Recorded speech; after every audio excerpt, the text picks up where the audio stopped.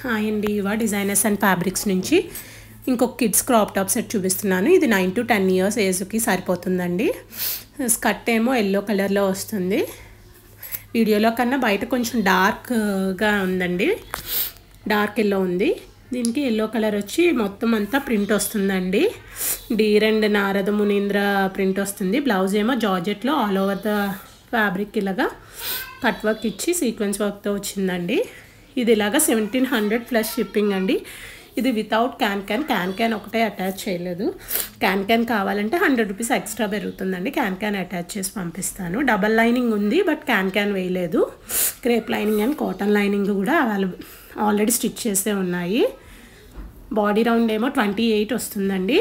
Hip round 28 వస్తుంది. నడుమేమో తగ్గుతుంది.